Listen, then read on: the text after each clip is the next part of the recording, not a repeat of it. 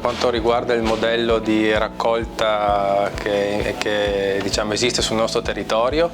la sfida principale è quella di aumentare quanto più possibile la percentuale di raccolta differenziata, e questo stiamo cercando di ottenerlo sia con un'intensa attività di comunicazione,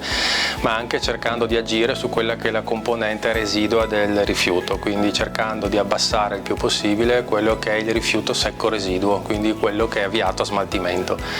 E questo, diciamo, agendo su questa filiera, andiamo ad incrementare automaticamente e indirettamente le percentuali di raccolta differenziata, quindi le frazioni nobili quali carta, plastica,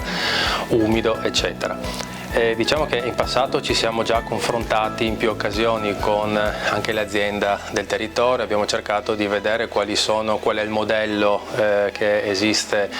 che è applicato nel territorio confinante, quindi della ex provincia di Gorizia, e quelli che sono i modelli in essere invece sul territorio sloveno. Sicuramente ci sono dei punti di contatto perché i modelli sono molto simili, entrambi applichiamo quelle che sono delle direttive della Comunità Europea, e quindi entrambi siamo orientati a incrementare sempre e a migliorare le performance nella raccolta differenziata. Punti di contatto potrebbero essere in quelle che sono le filiere dei rifiuti recuperabili, quindi